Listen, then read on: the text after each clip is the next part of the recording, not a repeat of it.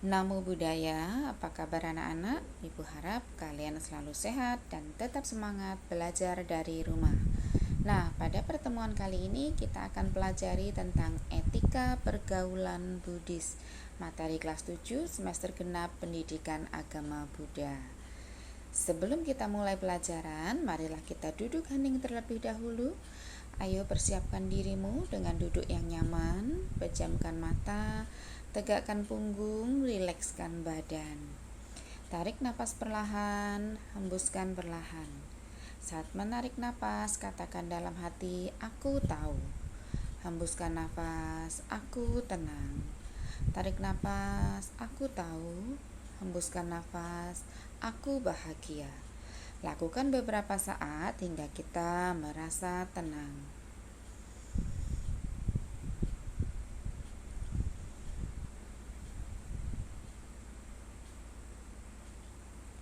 Baik, setelah kita melakukan duduk hening, mari kita mulai pelajaran kita hari ini. Ibu harap kalian sudah siap, semangat, dan bisa konsentrasi. Indikator pada pertemuan kali ini adalah diharapkan nanti kalian mampu mengidentifikasi perilaku yang sesuai dan tidak sesuai dengan etika pergaulan, menguraikan cara remaja Buddhis dalam memilih pergaulan yang baik, menguraikan etika pergaulan Buddhis, dan menguraikan ajaran Buddha tentang pergaulan. Pentingnya pergaulan baik. Menurut kalian, mengapa pergaulan baik itu penting? Oke, bagus sekali ya. Mari kita simak satu persatu. Salah satu faktor yang membentuk karakter atau sifat atau watak kalian atau watak kita itu adalah pergaulan. Karena itu kita mesti memperhatikan lingkup pergaulan agar bisa membantu untuk membentuk karakter positif dalam hidup. Nah, artinya kita harus memperhatikan lingkup pergaulan kalian, siapa saja teman-teman di sekeliling kalian itu, agar membantu dalam membentuk karakter positif dalam hidup. Buddha sangat menekankan pentingnya pergaulan baik dalam beberapa khotbah berikut ini ya. Buddha itu sangat mengutamakan pergaulan yang baik. Yang pertama, di dalam Manggala Sutta, khotbah Buddha tentang berkah-berkah utama, dari 38 berkah, posisi pertama itu adalah tak bergaul dengan orang-orang bodoh, bergaul dengan para bijaksana, dan menghormat kepada yang patut dihormati, itulah berkah utama. Jadi poin pentingnya adalah hindarilah pergaulan dengan orang-orang yang bodoh dalam tanda kutip ya. Bodoh yang dimaksud Buddha di sini adalah orang yang perilakunya buruk, tidak bisa membedakan baik dan buruk. Karena itu hindarilah orang-orang yang punya sifat seperti ini.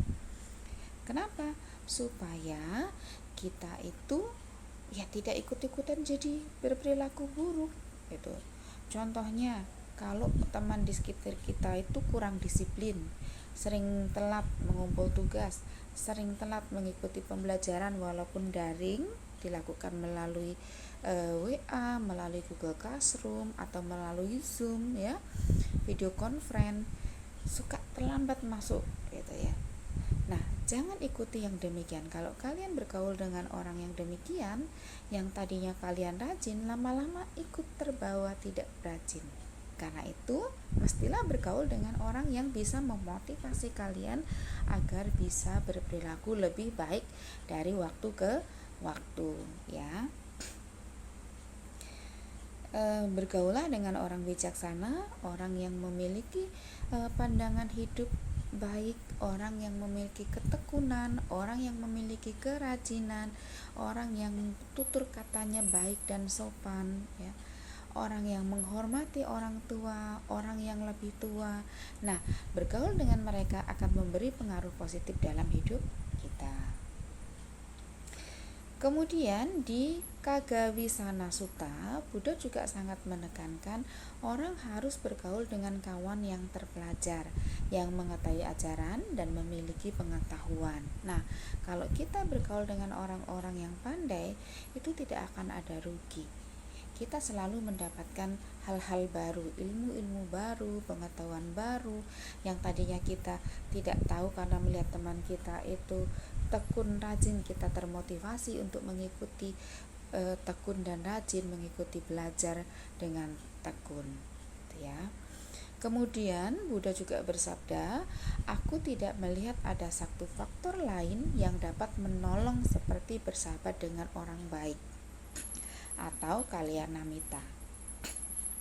Jadi orang baik ini kalau dalam istilah agama disebut kalyanamita, sahabat baik ya. Jadi Buddha menekankan sekali lagi, tidak ada faktor yang lainnya selain sahabat baik yang bisa menolong kita. Coba kalau kita berbuat salah, siapa yang mengingatkan? Orang yang mengingatkan kita bahwa kita telah berbuat salah itu sebenarnya adalah orang yang peduli kepada kita. Walaupun sepertinya terdengarnya agak, aduh kenapa sih kamu kepo, ini kan urusan-urusan saya gitu. Tetapi orang yang bisa mengingatkan kalau kita telah melakukan kekeliruan, artinya kita sudah memiliki teman yang baik. Nah, mari kenali sahabatmu. Orang-orang di sekitarmu itu sebenarnya sahabat sejati atau sahabat palsu. Nah, Buddha di dalam Sigalawattha Sutta menjelaskan atau memberi petunjuk bagaimana mengenali sahabat sejati dan bagaimana mengenali sahabat palsu, dan juga bagaimana cara memperlakukan seorang teman atau sahabat. Pertemuan sebelumnya kita sudah pelajari tentang ciri-ciri sahabat baik ya. Nah, ditegaskan lagi oleh Buddha, 4 orang sahabat sejati itu adalah yang pertama, sahabat penolong, orang yang senang menolong, orang yang senang membantu. Kita mintai bantuan sedikit, dia memberi bantuan berlipat kali. Nah, itu adalah jenis sahabat sejati yang pertama. Yang kedua adalah sahabat yang memberi nasihat baik. Ya. Jadi kalau kita berbuat salah, ada yang mengingatkan, pasti itu adalah teman yang peduli, artinya teman yang baik, artinya teman sejati kita. Kalau dia tidak punya kepedulian, dia akan cuek saja. Itu urusan dia, celaka-celaka dia, gitu kan. Nah, karena dia peduli dengan kita, maka dia mengingatkan. Lalu kadang-kadang kalimat mengingatkannya itu terasa tidak enak didengar, tapi hakikatnya, intinya sangat baik. Yang ketiga adalah sahabat yang penuh perhatian. Ya, kita punya kotak pensil tertinggal di kelas, dia ingatkan. Kalau tidak ketemu, dia ambil, dia simpankan. Ketemu, dikembalikan lagi. Nah, orang yang penuh perhatian ini adalah jenis sahabat sejati yang ketiga. Lalu yang keempat adalah sahabat dalam suka dan duka. Orang-orang ini tidak peduli kita lagi happy, kita lagi makmur, ataupun kita lagi duka, kita lagi jatuh, dia tetap baik dan dia tetap menjadi penyemangat kita. Nah, inilah 4 macam sahabat sejati.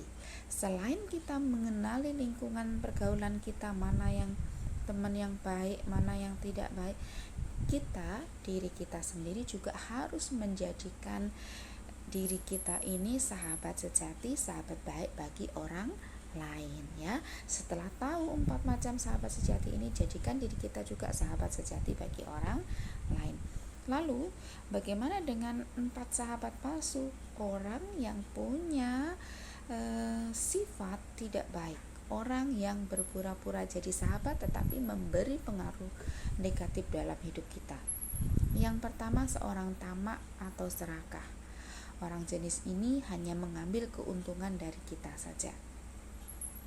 Pada saat kita jatuh, ya, pada saat kita terkena masalah, dia pasti akan lari, tidak akan ada di sisi kita. Jenis kedua adalah orang yang punya sifat pemboros. Ini juga sama, hanya kalau kita ada duit dia jadi teman.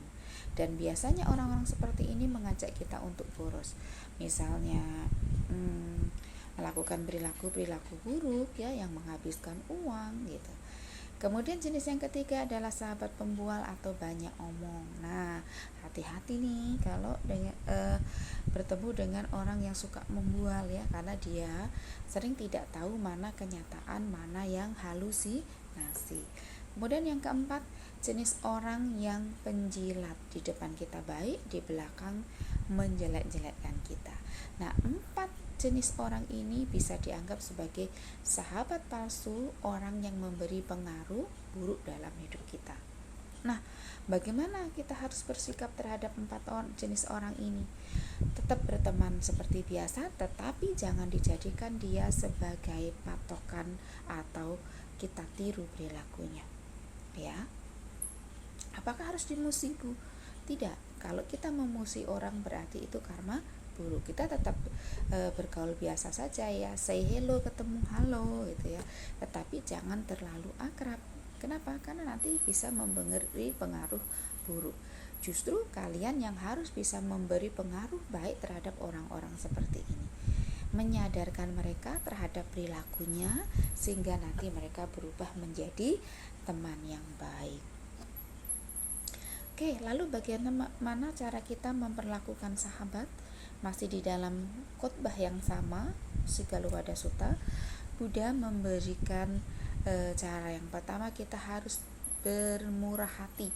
Murah hati itu artinya dermawan kepada teman kita. Kalau teman datang ke rumah, tawarkan minum ya, suguhi minuman walaupun hanya air putih gitu.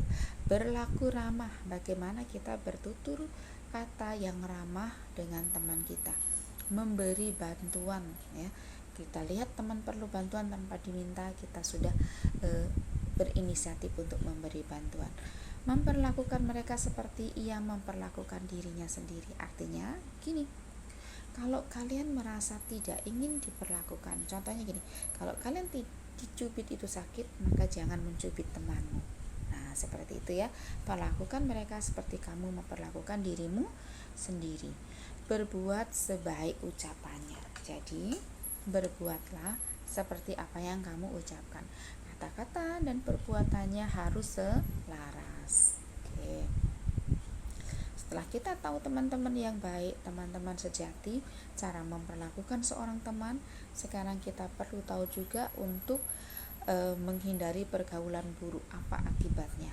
Di dalam Dhammapada Syair 78, Buddha bersabda, jangan bergaul dengan orang jahat, jangan bergaul dengan orang berbudi rendah, tetapi bergaullah dengan sahabat baik, bergaullah dengan orang berbudi luhur.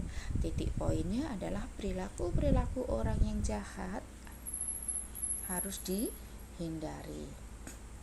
Bergaulah dengan kawan-kawan yang baik, kendalikanlah 5 indera, maka akan memperoleh ketenangan. Ini khotbah Buddha di dalam Rahula Sutta. Kalau kita sudah bergaul dengan teman-teman yang baik, maka kendalikanlah keinginan-keinginan yang muncul dari panca indera kita. Panca indera itu apa, Bu? Keinginan yang muncul dari mata, keinginan yang karena mata melihat sesuatu yang indah, ingin sesuatu yang berlebihan, kendalikan itu. Keinginan yang muncul dari telinga, mendengar suara-suara yang kita sukai ya. Kemudian keinginan yang muncul dari pengecapan atau lidah, keinginan yang muncul dari penciuman atau hidung, keinginan yang muncul dari perabaan atau kulit. Nah, kendalikanlah itu sehingga kita akan bisa hidup dengan tenang.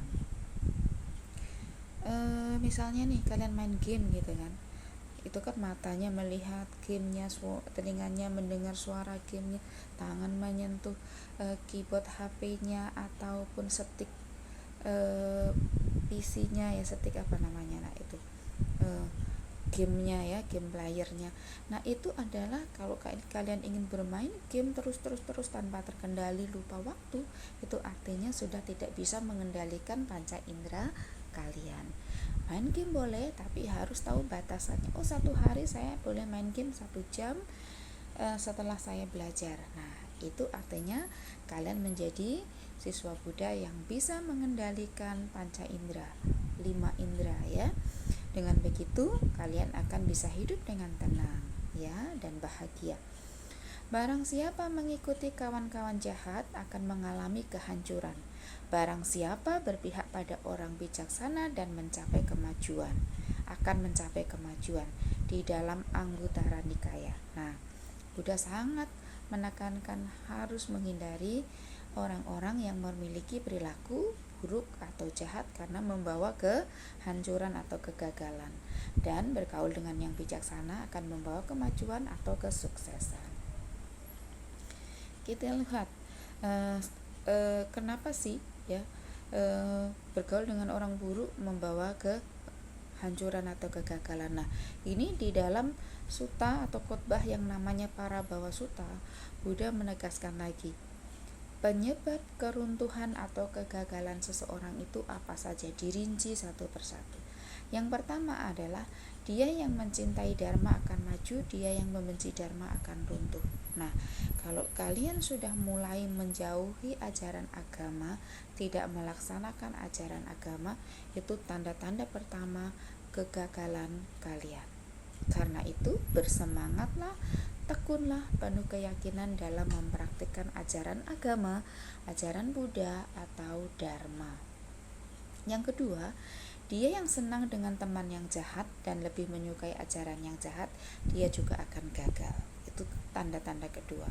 Ketika kalian mulai berteman dengan orang-orang yang memberi pengaruh negatif, ngajak mabar sampai begadang-begadang, sampai besok bangun kesiangan sehingga tidak sekolah, tanda-tanda kedua. Yang ketiga, suka tidur, berarti malas ya, cerewet, lamban, malas, mudah marah. Nah, ini sifat-sifat dalam diri kita yang membawa kehancuran. Dia yang tidak menghormati ayah bundanya, kalian sudah tidak menghiraukan lagi nasihat ayah ibunya, papa mamanya, yang suka berkata kasar terhadap papa mamanya, itu tanda-tanda keempat kegagalan kalian. Kalau kalian melihat ada itu dalam diri kalian, segera rubah supaya kegagalan menjauh dan kesuksesan mendekat. Yang kelima, tidak suka berdana, tidak suka dermawan, tidak suka memberi alias pelit. Nah, ibu yakin murid-murid ibu ini pasti semuanya dermawan ya. Kemudian berikutnya, jika dia menjadi sombong karena keturunan, kekayaan atau lingkungan, serta memandang rendah keluarganya, senang mabuk, berjudi dan berfoya-foya, itu juga menyebabkan seseorang menjadi gagal atau runtuh ya. Oh, aku nih anak orang kaya, tinggalnya di rumah tingkat 6, ke sekolah diantar mobil keren, kamu hanya ini. Nah, itu sudah tanda-tanda kamu bakalan gagal ya. Jadi 6 sifat ini harus dijauhkan dari diri kita. Kemudian ibu akan beritahukan sabda Buddha tentang hiri dan otapa, 2 sifat yang harus kita miliki untuk menjadi pribadi yang baik. Apa itu? Hiri adalah malu berbuat jahat. Jadi kalau kita melakukan kekeliruan itu secara alami dalam diri kita ada rasa malu ya. Kemudian takut akan akibat dari perbuatan jahat atau salah, itu yang disebut dengan otapa. Wah, kalau saya melakukan kesalahan ini akibatnya seperti ini. Kalian mempertimbangkan itu, kalian merasa takut. Nah, 2 sifat ini adalah sebagai pengontrol kita ketika berperilaku ya. Malu berbuat salah, takut pada akibat perbuatan salah. Milikilah 2 sifat ini untuk menjadi pribadi yang baik, pribadi yang bermanfaat bagi hidup kita dan lingkungan kita. Jika seseorang menanamkan 2 sifat ini dalam dirinya, maka ia tidak akan melakukan perbuatan-perbuatan yang merugikan diri sendiri maupun orang lain.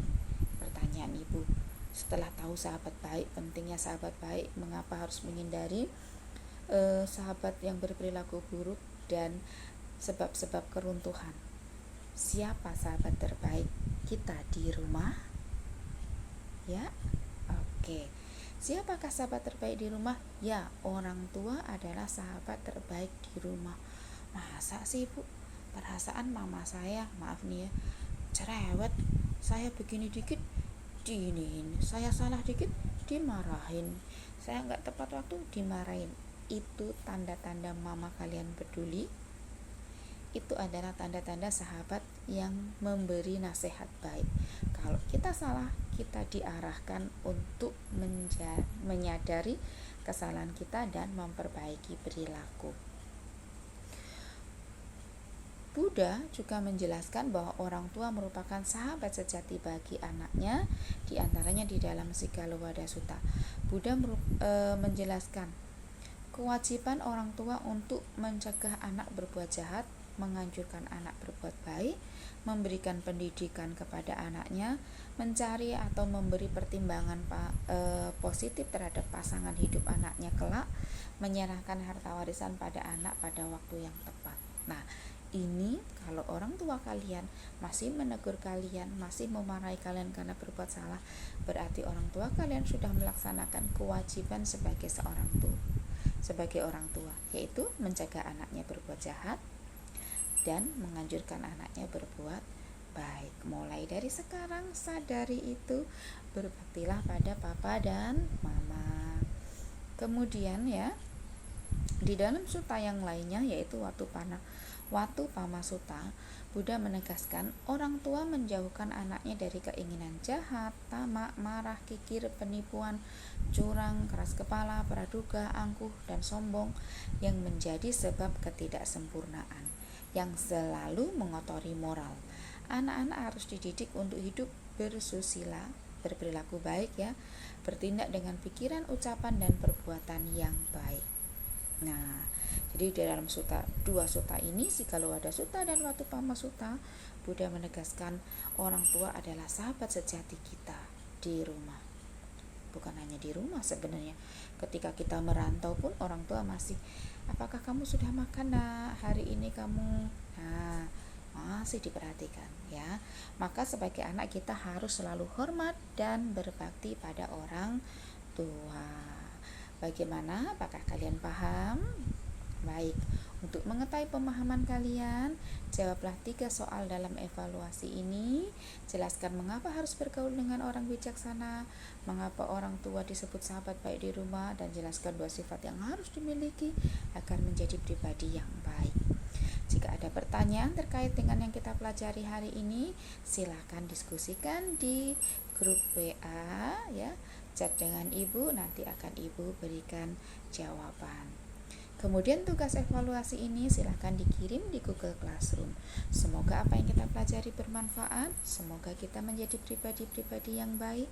Semoga kalian bisa menjadi remaja yang bahagia, memiliki sifat baik, dan memiliki teman-teman yang baik, serta menjadi anak yang berbakti. Semoga pertemuan kita bermanfaat. Terima kasih sudah menyimak dengan baik. Tetap jaga kesehatan dengan makan makanan bergizi dan tetap semangat belajar dari rumah. Oke, terima kasih atas perhatiannya. Namo Buddhaya.